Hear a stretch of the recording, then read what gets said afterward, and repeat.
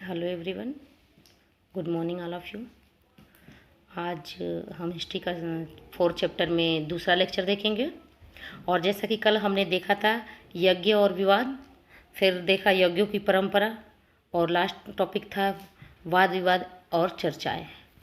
ठीक है, सांची स्तूप के बारे में हमने पढ़ा, फिर बौद्ध धर्म के बारे में जाना थोड़ा बहुत। अब हम देखेंगे जैन धर्म से कि जैन धर्म में कितने तीर्थंकर हुए और किस प्रकार डेवलप हुआ जैन धर्म। ठीक है, तो इसमें हेडिंग है हमारा लौकिक सुखों से आगे। तो बात आती है लौकिक सुख का मतलब क्या होता है। लौकिक सुख मतलब संसारिक सुख, संसारिक सुखों से परे, मतलब एक तरह से लौकिक सुखों से आगे का मतलब संसारिक सुखों से परे। तो जैन धर्म को माना जाता है कि वो सांसारिक सुखों से क्या था, ये जैन धर्म परे की बात करता था, मतलब उससे लगा होता एक तरह से ईश्वरीय तत्वों के बारे में बात करते थे। जैसे कि देखा महावीर का क्या संदेश था, जैनों के मूल सिद्धांत 6वीं शताब्दी ईसा पूर्व में वर्धमान, मतलब महावीर का नाम था वर्धमान बचपन का। तो महावीर के जन्म से पहले ही उत्तर भारत में प्रचलित थे। उत्तर भारत में महावीर के जन्म से पहले ही क्या था, जैन धर्म विकसित था। ठीक है, जैन परंपरा के अनुसार महावीर से पहले 23 शिक्षक हो चुके थे। 23 शिक्षक मतलब 24वें कौन थे, महावीर थे, और 23 शिक्षक पहले के जैन धर्म में हो चुके थे। और शिक्षक को क्या कहा जाता था इनके जैन धर्म के लैंग्वेज में, एक तरह से जैनियों में तीर्थंकर कहा जाता था उन्हें। जो 23 तो 23 हो गए थे, 24वें कौन थे, महावीर थे। ठीक है, फिर आते हम देख लेते कि जैन धर्म के 24 तीर्थंकर थे। प्रथम तीर्थंकर कौन थे, स्वामी ऋषभदेव थे। ये है आपका ऋषभदेव नाम, ये है ऋषभदेव, प्रथम तीर्थंकर थे। ठीक है, फिर हम देखते हैं कि 23वें तीर्थंकर, ये भी फेमस हैं, तो इनका नाम था पार्श्वनाथ। 23वें हैं पार्श्वनाथ और 24वें हैं महावीर स्वामी। ठीक है, महावीर का जन्म, एक और नाम महावीर का मतलब मैंने बताया कि महावीर का बचपन का नाम क्या था, वर्धमान था। और इनका जन्म कहाँ हुआ था, वैशाली में हुआ था 540 ईसा पूर्व में, कुंडग्राम में। ठीक है, इनकी मृत्यु पावापुरी में हुई थी। पिता का नाम सिद्धार्थ था और माता का नाम त्रिशला। इसमें एक चीज़ देखेंगे कि जिस प्रकार बौद्ध धर्म में गौतम बुद्ध का नाम बचपन का क्या है, सिद्धार्थ है, लेकिन इसमें इनके पिताजी का नाम क्या है, सिद्धार्थ है, जो अब कंफ्यूज नहीं होगे। तो महावीर के पिताजी का नाम सिद्धार्थ, माता का नाम त्रिशला, और पत्नी का नाम क्या है, यशोदा। ठीक है, तो ये है महावीर के एक तरह से कहा जाए फैमिली के लोग, कि पिताजी सिद्धार्थ, माता त्रिशला और पत्नी यशोदा माता। ठीक है, तो इनका ये है, देखिए कि गृह त्यागने के बाद, तो फिर महावीर ने गृह त्याग किया, घर को छोड़ दिया, और कहा जाता 30 वर्ष की आयु में उन्होंने क्या कर दिया, गृह त्याग किया। और 12 साल उन्होंने क्या किया, तपस्या किया।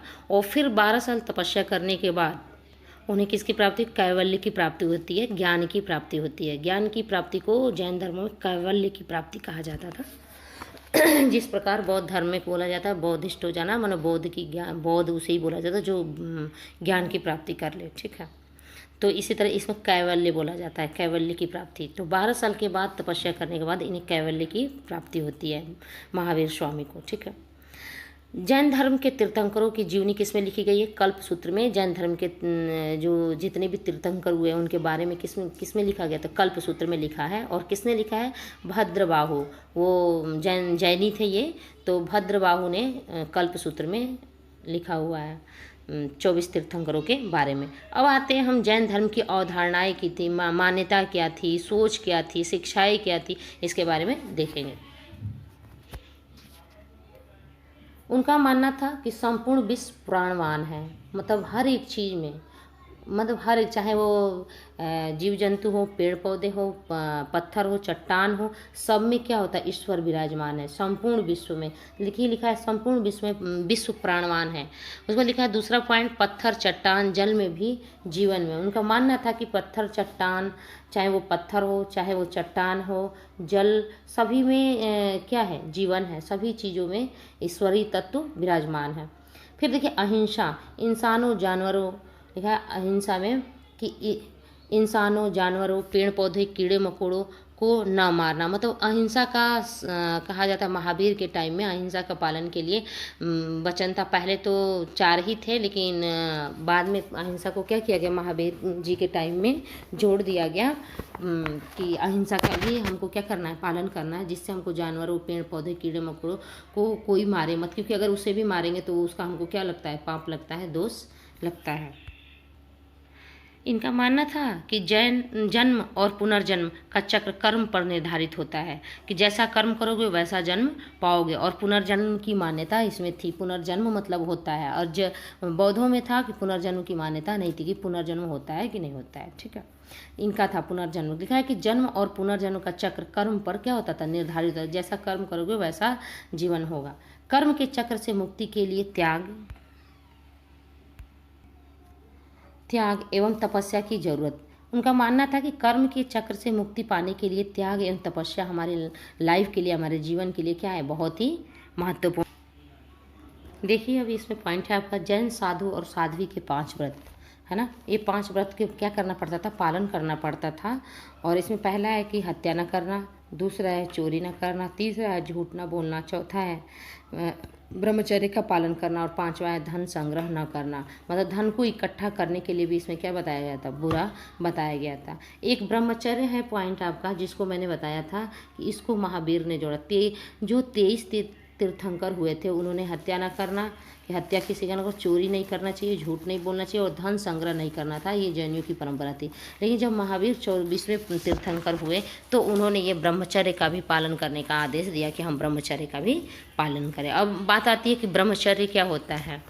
तो ब्रह्मचर्य का मतलब ये है कि हम विवाह वगैरह ना करें, सांसारिक जीवन का भोग ना करें। ब्रह्मचर्य का पालन करें मतलब सांसारिक सुखों से में हम परे रहें। जैसे मान लीजिए, जैसे विवाह करना, घर बसाना, परिवार रहना, परिवार चलाना, इन सब चीज़ों से हम अलग रहें। सांसारिक मोह माया को त्याग के, कहने का मतलब।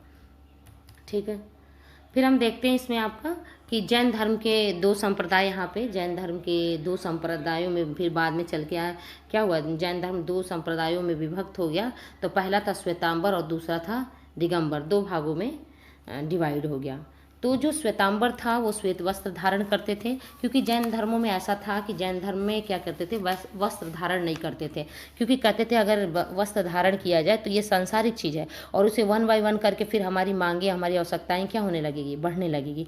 तो इसलिए इन लोगों ने क्या किया, वस्त्र धारण को मना कर दिया।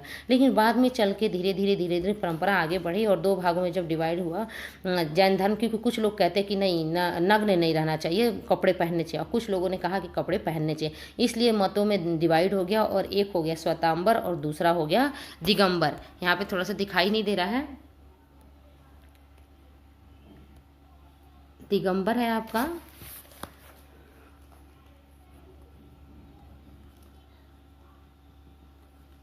इसको सही से लिख देती हूँ मैं,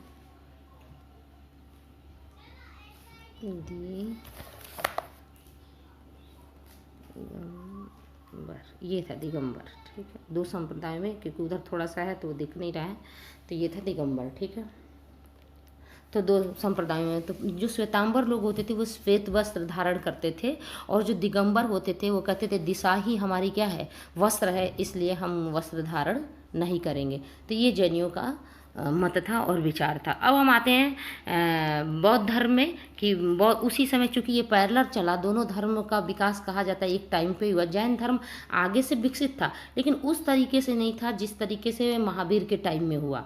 तो कहा जाता है महावीर और क्या नाम है, बौद्ध धर्म दोनों, मतलब गौतम बुद्ध का धर्म, दोनों क्या था, पैरेलल चला है, साथ साथ चला है।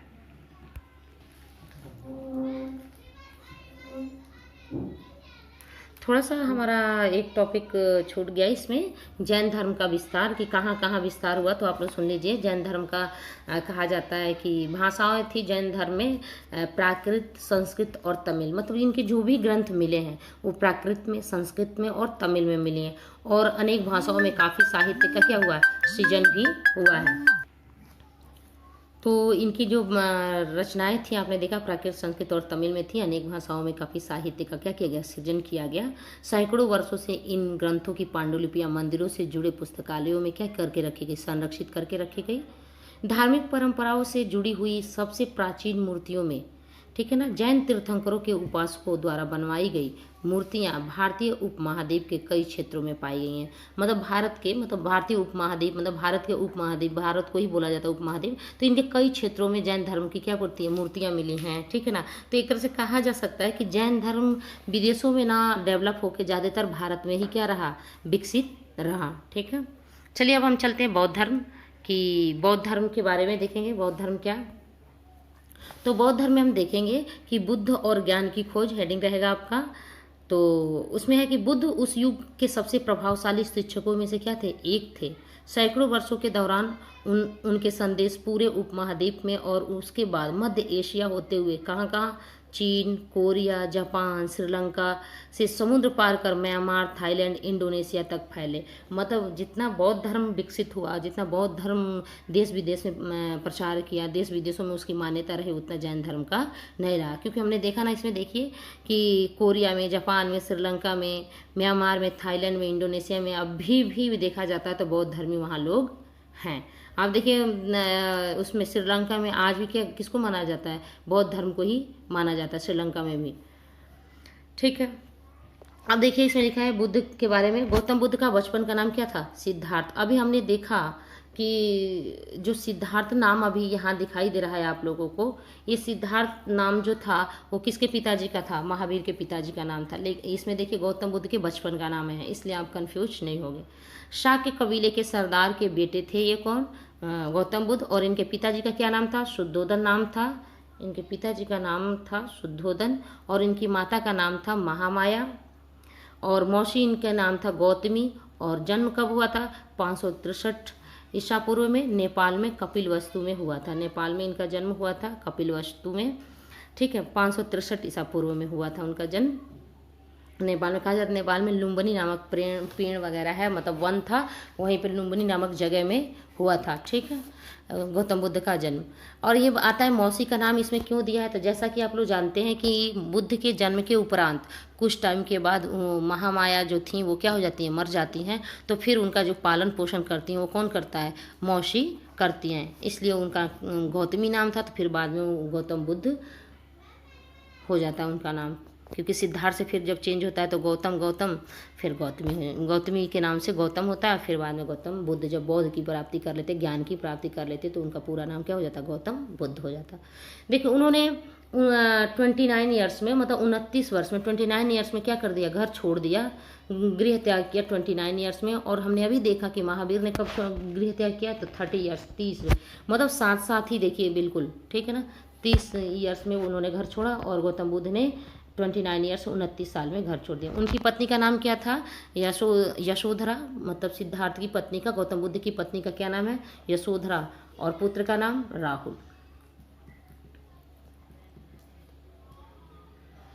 आगे चलते हैं हम और देखते हैं कि बुद्ध के 4 दृश्य बुद्ध ने क्या देखा। थोड़ा सा इसको कहानी के माध्यम से देखते हैं कि बुद्ध को ऐसे क्या किया गया, सांसारिक चीज़ों से इनको क्या रखा गया, लगाव करके, मतलब बाहर नहीं निकाला गया कि सब दुख वगैरह वो देख सके, और इनको महल के अंदर ही रखा गया। लेकिन एक दिन कहा जाता है कि कहानी के माध्यम से है कि बुद्ध का मन किया कि हम बाहर घूम के अपने महल से बाहर निकल के देखें। तो उन्होंने घूमने के लिए जाते हैं और पहले ही दिन घूमने जाते हैं तो बीमार व्यक्ति देखते हैं। अपने जीवन में उन्होंने कभी बीमार व्यक्ति नहीं देखा था कि ये बीमारी क्या होती है। ठीक है, तो बीमार देखते हैं और वो घर लौट आते हैं। फिर दूसरी बार कुछ टाइम के बाद फिर जाते हैं और एक वृद्ध व्यक्ति को देखते हैं। फिर वो बहुत दुखी होते हैं और वो घर लौट आते हैं और उसके बारे में सोचते हैं कि लोग बीमार क्यों होते हैं, लोग वृद्ध क्यों होते हैं, क्या मैं भी एक दिन बीमार होऊंगा, क्या मैं भी एक दिन वृद्ध हो जाऊंगा, ये इनके क्वेश्चन थे। फिर तीसरी बार जब कहते हैं जाने के लिए तो राजा तो बहुत परेशान होते हैं, लेकिन फिर भी सब महल सजाया जाता है, पूरा दरबार सजाया जाता है, जहाँ तक वो घूमना चाहिए, एक तरह से कहा जाए पूरा नगर सजा दिया गया कि उन्हें कहीं भी कुछ अपोजिट ना दिखाई दे। ठीक है, तो उन्होंने फिर भी तीसरी बार घूमने गए तो एक लाश दिखाई दिया। फिर उसके बाद चौथी बार घूमने गए तो कहते एक सन्यासी दिखाई दिया। तो उन्होंने ये पूछा ये लाश क्यों दिखाई दे रहा है, ये क्या है। तो बताया गया कि हर एक मनुष्य को एक दिन क्या होना है, मर जाना है, और ये इसी अवस्था। तो उन्होंने पूछा क्या मैं भी ऐसे मर जाऊंगा? तो बता, चन्ना उनका सारथी था, तो उसने बताया कि हाँ एक दिन आपका भी ऐसे ही है। तो इन्होंने, कहा जाता है, इन चारों दृश्यों को देखने के बाद उनका मन ही बिल्कुल संसार से क्या हो गया, खिन्न हो गया, और उन्होंने मन प्रण बना लिया कि नहीं, इन सब चीज़ों से हमें क्या होना है, परे होना है। तो उन्होंने ही ज्ञान की खोज में, मतलब वो क्या होते हैं, घर का त्याग कर देते, 29 ईयर में, 29 ईयर्स में घर का त्याग कर देते हैं।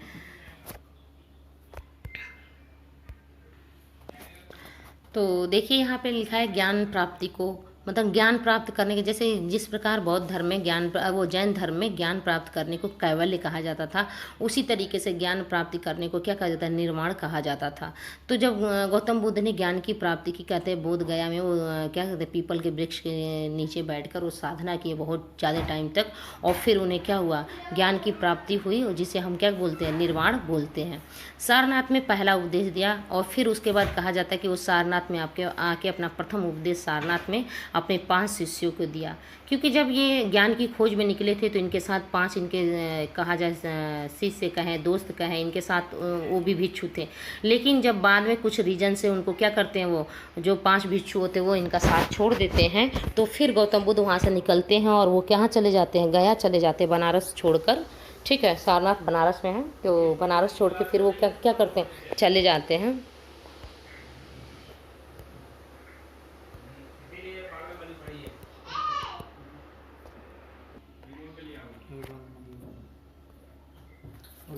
तो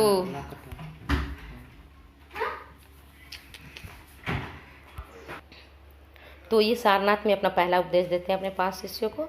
और फिर कहा जाता है कि ज्ञान प्राप्ति को क्या बोला जाता है, निर्वाण प्राप्ति। और जब मर जाता है कोई लोग तो महापरिनिर्वाण उसे बोला जाता है। जब लास्ट में मोक्ष की प्राप्ति हो जाती है या मर जाते हैं मोक्ष की प्राप्ति, तो उसे महापरिनिर्वाण बोला जाता है। ठीक है, अब देखते हैं बौद्ध धर्म। बौद्ध धर्म काफ़ी टाइम तक चला, और फिर उसके बाद कहा जाता है कि ये भी कुछ रीजनों से क्या हुआ, 2 भागों में डिवाइड हो गया बौद्ध धर्म। तो 2 भागों में डिवाइड हुआ, तो एक हुआ हीनयान और दूसरा हुआ महायान। तो जो हीनयान था, वो हीनयान तो वो जो परंपरा गौतम बुद्ध ने जो बनाई थी, सेम वैसे ही बिल्कुल ये क्या करते थे, फॉलो करते थे। लेकिन महायान में कुछ चीज़ें क्या हो गई, चेंज हो गई। और चेंज ये हुआ कि महायान में लोग मूर्ति बना के, गौतम बुद्ध की मूर्ति बना के क्या करने लगे, पूजन करने लगे। और ये महायान परंपरा, तो 2 भागों में ये भी डिवाइड हो जाता है, हीनयान और महायान।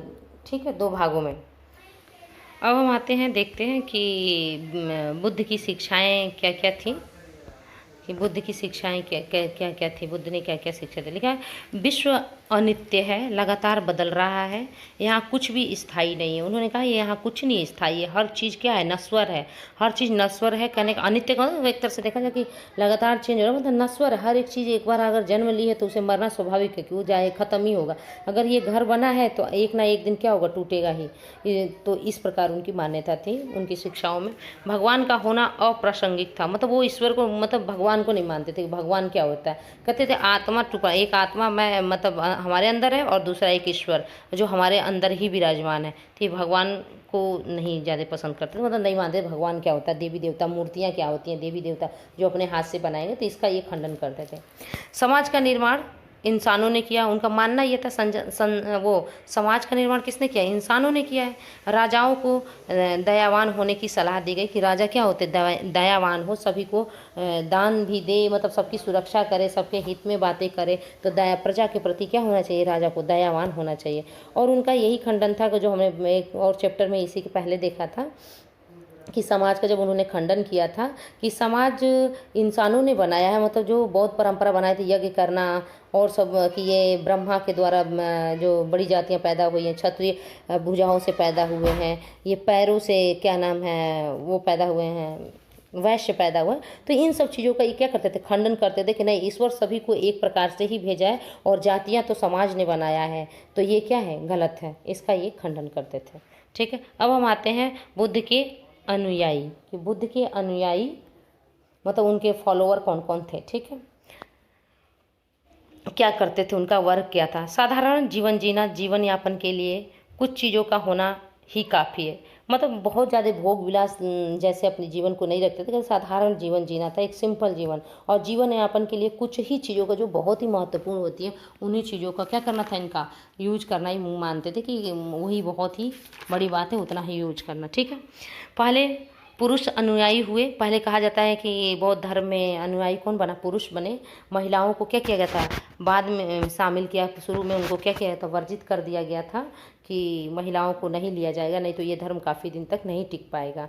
लेकिन कहा जाता है कि जो गौतम बुद्ध का प्रिय शिष्य था आनंद, तो उसकी वजह से मतलब उसको क्या किया गया था, आनंद ने बहुत रिक्वेस्ट किया, तब महिलाओं को क्या किया गया था, बौद्ध धर्म में शामिल किया गया। और कहा जाता है कि गौतमी जो उनकी मौसी थी, उनको ही पहले बौद्ध धर्म में क्या किया गया था, शामिल किया गया था। उसके बाद मतलब और अलग अलग जो महिलाएं थी जो शामिल होना चाहती थी, उसके बाद बौद्ध धर्म में